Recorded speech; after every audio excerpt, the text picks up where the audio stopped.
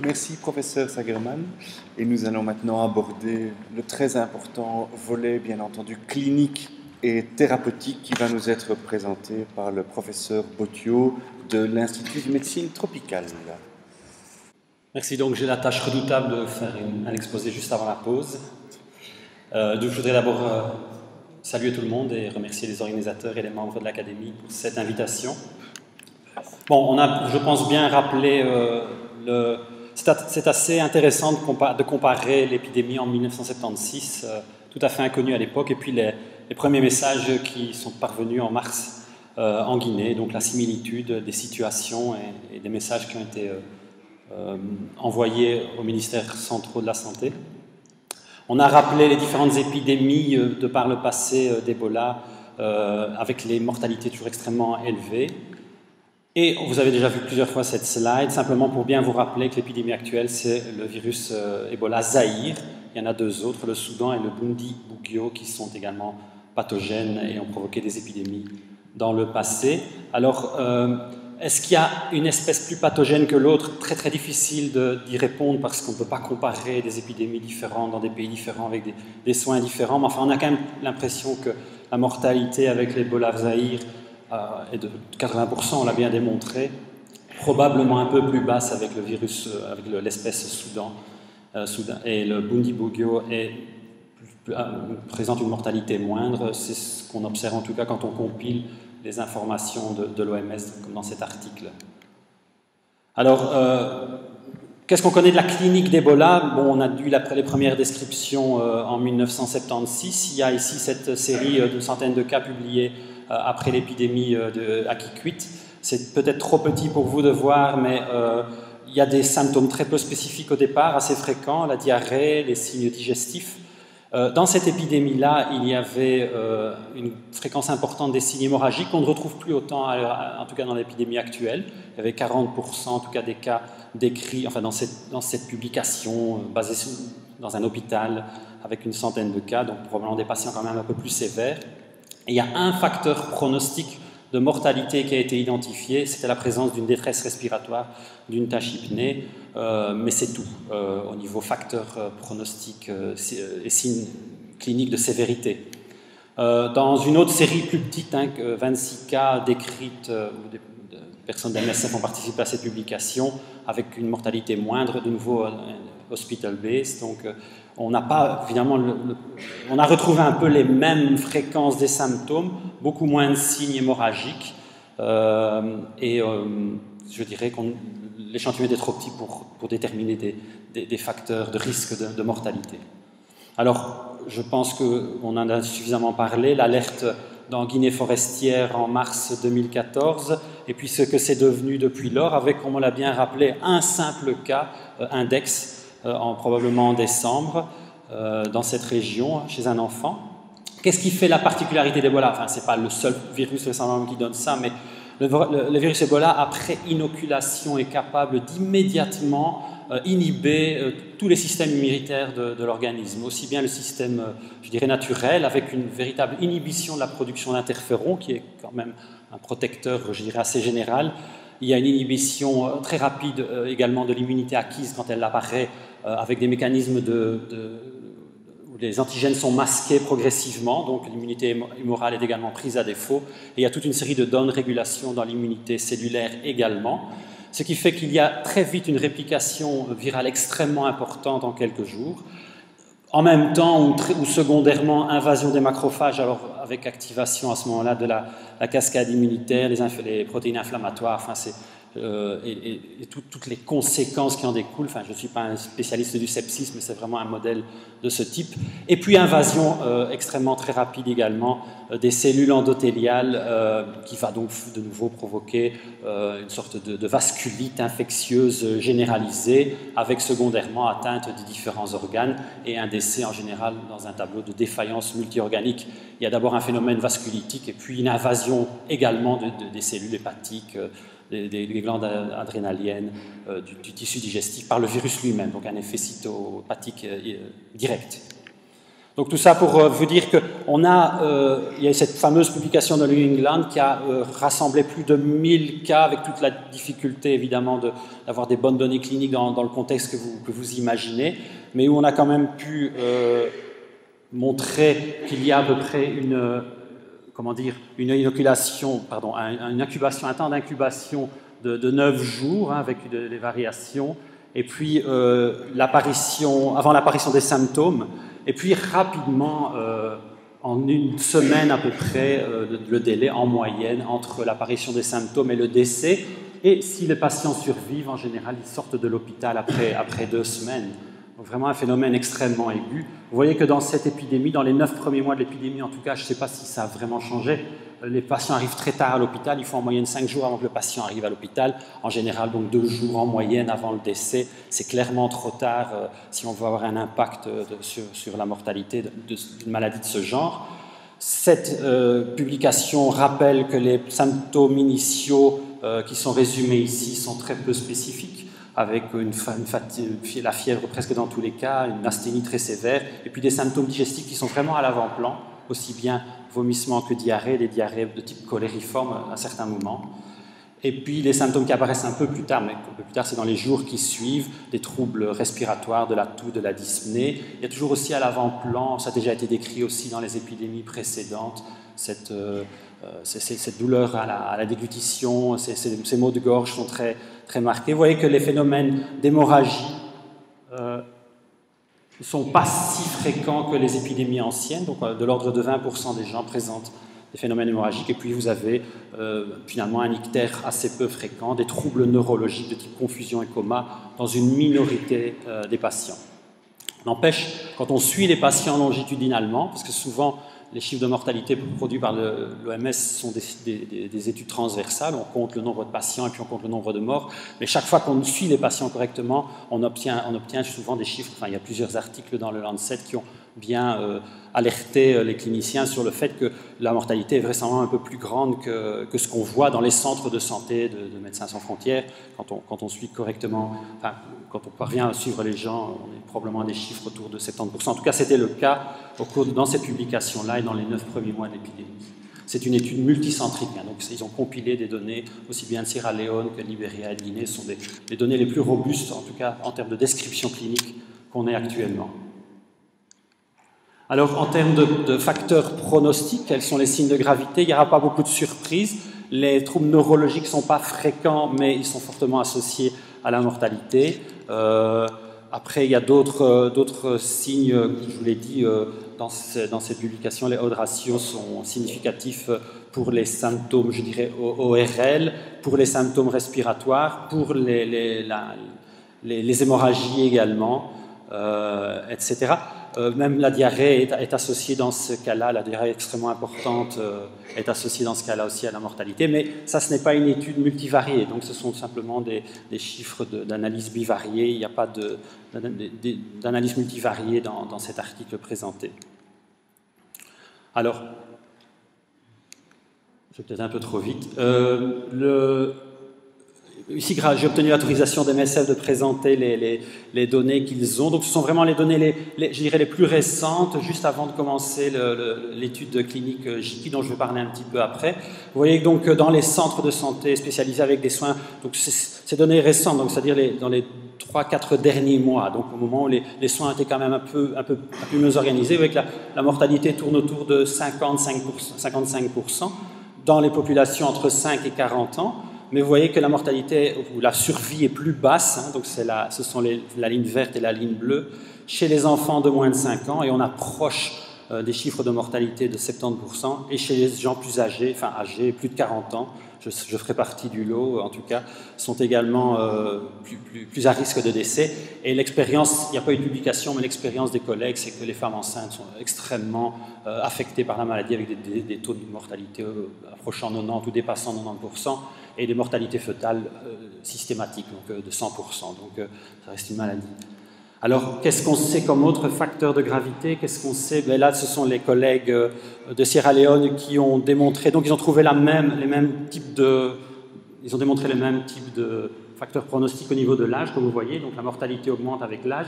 Là, je pense que dans cette étude assez petite, il n'y avait pas assez d'enfants pour voir que probablement la courbe est un peu bimodale.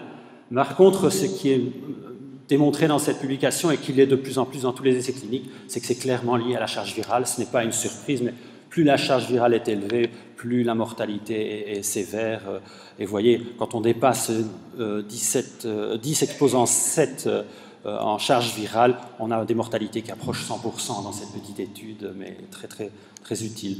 Et je pense que tous ceux qui ont pu déjà lire les quelques articles, les quelques cas qui ont été publiés au niveau, dans le Lancet, dans le New England, ont bien compris que la maladie est extrêmement difficile à gérer au niveau clinique, au niveau des soins intensifs. Sont des diarrhées extrêmement sévères avec des nécessités de réhydratation de l'ordre de 10 litres par jour dans le cas présenté dans les cas décrits en Allemagne.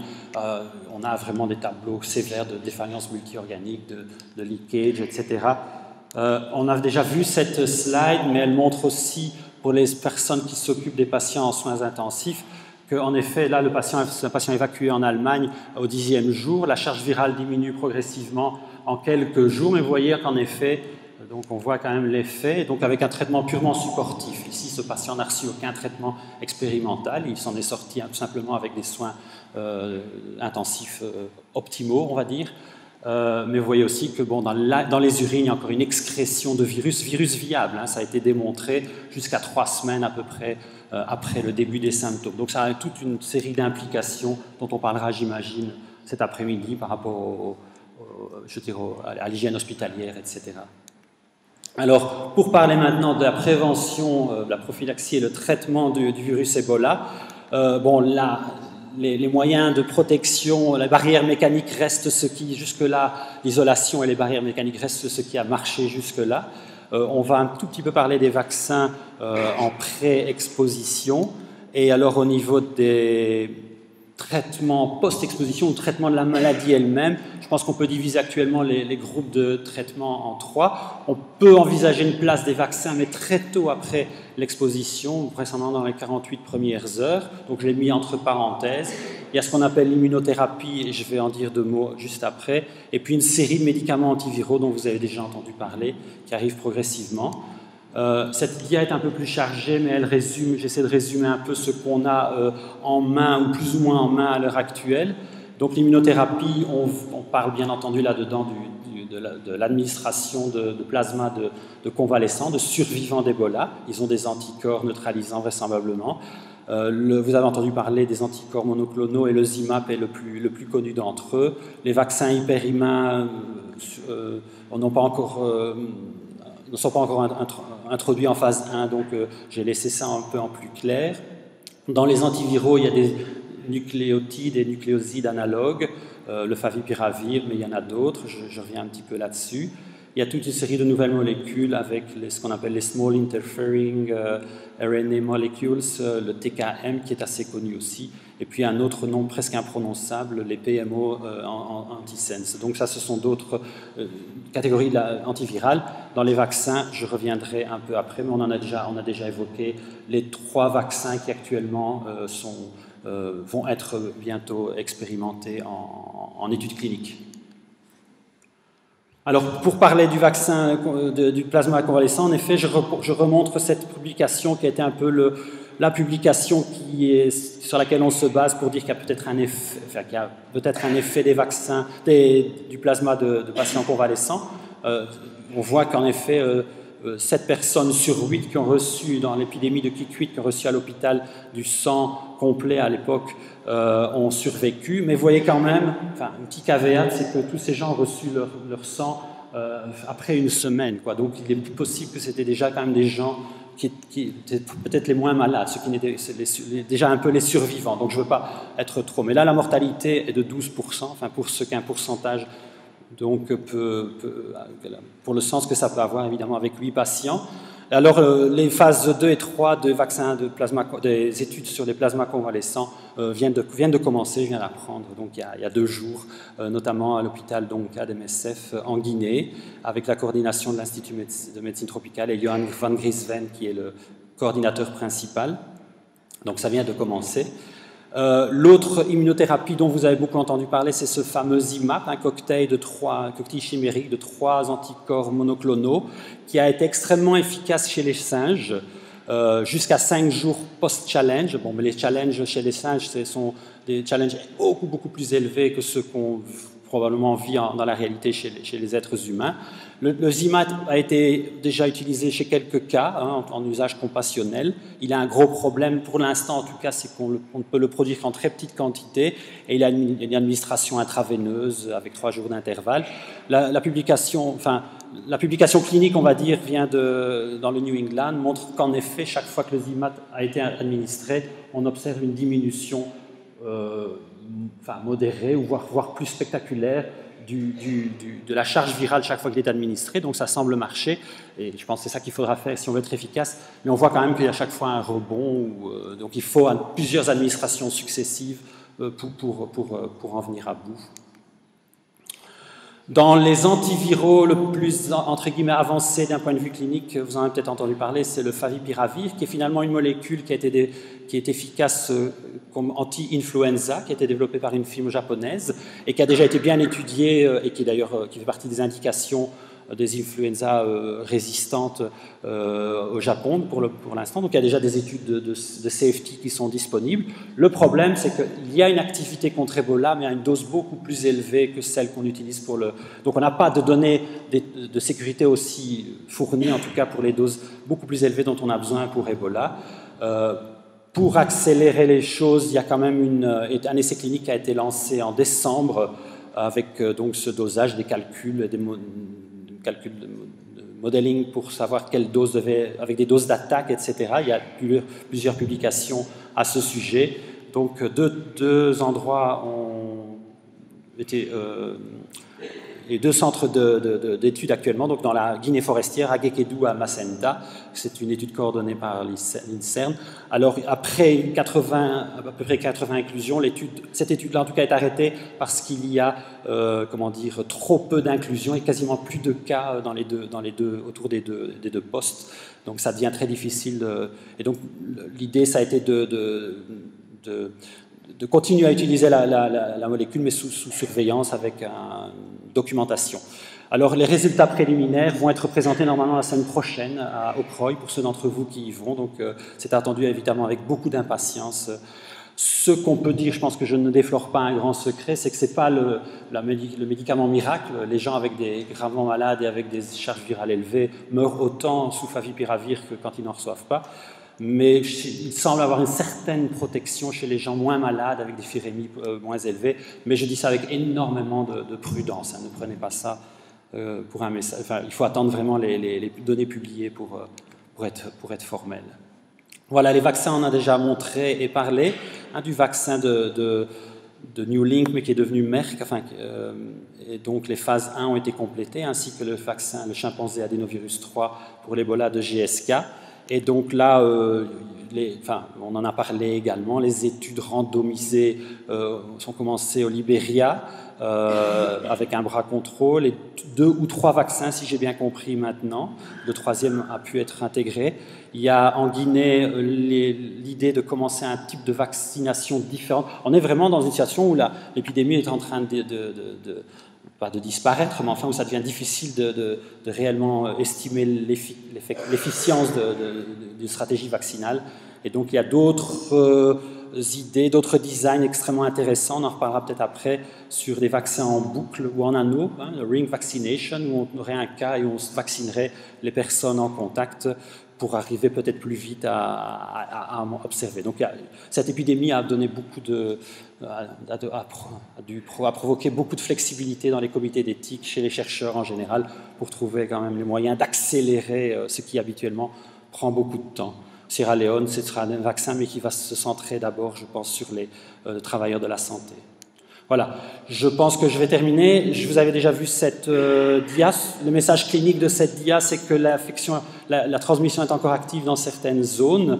On l'a bien dit. Donc, ne disons pas trop vite que l'épidémie est terminée. Vous voyez qu'en Guinée, ça n'a jamais été très, très élevé, mais ça reste en plateau. C'est vrai que le Libéria going to zero en Libéria, et en Sierra Leone, on reste quand même avec une transmission relativement importante. On dépasse encore 100 cas par semaine dans les 3 pays cumulés, donc ce n'est pas encore fini. On a parlé de la mortalité totale et la mortalité hospitalière. Peut-être un autre message peut-être pour les cliniciens, mais qui va être plutôt du monde des virologues, c'est qu'on étudie bien entendu le virus et les mutations en cours de route. Il est en train de se transformer en cours d'épidémie, et on observe en effet que dans des différentes mutations qui ont déjà été observées, il y a déjà des gènes mutants pour certains des traitements qui arrivent, les PMO dont j'ai parlé, ou le TKM Ebola également. Donc, je ne pense pas qu'on y arrivera avec un seul traitement. Ça va être très vite une combinaison de traitements qui sera efficace pour les soins, comme on l'a vu pour des tas d'autres maladies que vous connaissez bien. Donc, pour terminer, je répète ce que les autres ont dit, c'est l'épidémie la plus importante à ce stade, avec malgré tout un déclin actuel. Est-ce que vraiment le case fatality rate est différent des épidémies précédentes? Je trouve toujours un petit peu les chiffres entre 70% dans les études longitudinales et puis les 55-65% dans les études hospitalières. Mais c'est clair que la mortalité est liée à l'âge, donc chez les jeunes enfants, chez les patients plus âgés, chez les femmes enceintes, qui sont finalement les groupes un peu classiques vulnérables. Il y a certains signes cliniques de gravité qui sont de plus en plus identifiés, et la charge virale du virus est véritablement un phénomène majeur qui explique la mortalité et la gravité de la maladie, et c'est là-dessus, bien entendu, qu'il faudra aussi jouer dans les traitements. Il y a peut-être une efficacité modérée de la favipiravir. Ce serait intéressant de voir cette molécule peut-être utilisée plus tôt, en pré-exposition, par exemple. Ce sont les études qui doivent venir, absolument. Il y a d'autres médicaments qui sont prometteurs, mais qui ont surtout démontré leur efficacité chez les singes, comme je l'ai dit, et qui sont encore dans des phases 1 ou qui n'ont pas encore entamé des évaluations cliniques vraiment robustes. Et pour les vaccins, on a parlé de la nécessité d'accélérer et de trouver toute une série de nouveaux designs pour pouvoir démontrer quelque chose, en effet, peut-être pour la prochaine épidémie. Je vous remercie et je vous souhaite une bonne cause.